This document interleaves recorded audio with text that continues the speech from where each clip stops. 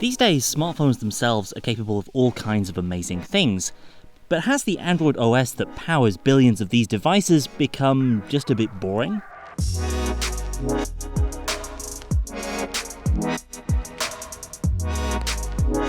The idea that Android updates are over, or that the OS has matured to the point where new versions don't really matter, is not a new argument. But it's become more prominent since Google dropped the sweet treat nicknames with Android 10. And sure, getting rid of the fun dessert names and characters in favour of a cold, harsh number is certainly a part of why people seem to care less about new Android versions recently.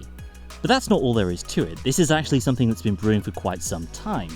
To get a feel for how much things have changed, let's go back to the early days of Android, almost a decade ago, when early HTC, Droid and Samsung Galaxy S phones were the new hotness.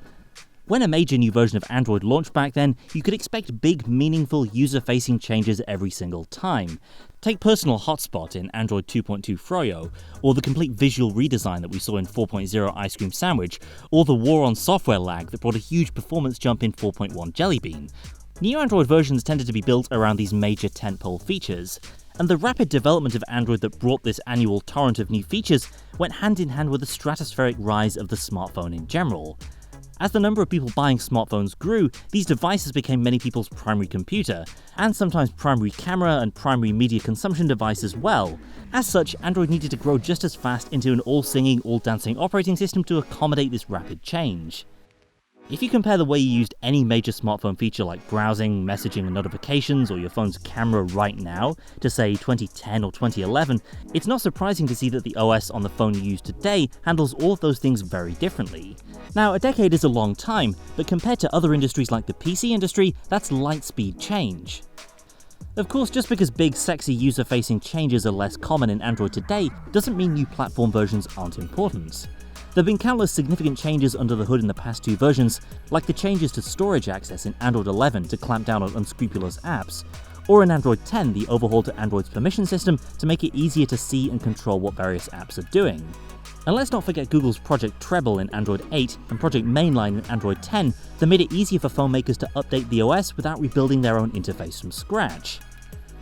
If I had to point to an Android version that signaled the end of these big user-facing changes, I'd probably land somewhere around Oreo in 2016.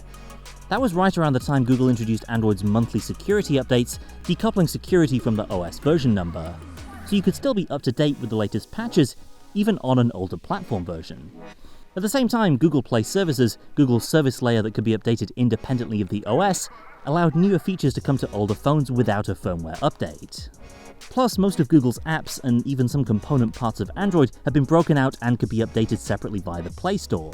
Compare that to the situation back in 2011 where an update to many of the built-in apps required that rarest of things, an Android firmware update.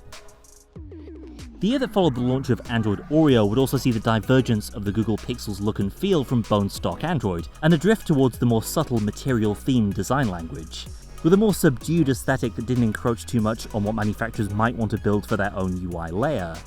Compare that to the very opinionated, very different look and feel of Gingerbread and Ice Cream Sandwich.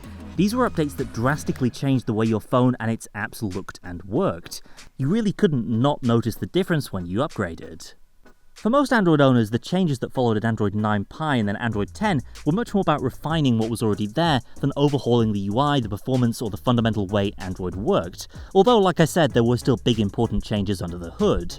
In fact, the idea of big deal Android updates has been a double-edged sword for Google over the years.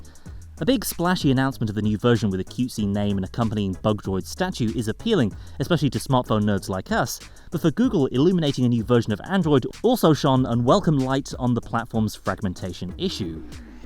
Google's official line on getting rid of the sweet treat names pointed to Android being a global brand, and English dessert names not necessarily making sense to a large chunk of those Android users.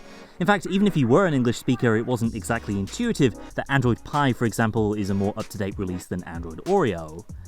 So Google probably doesn't mind that you're less fixated now on the next Android update, or on the features that you don't have from the current update if it's not on your device yet.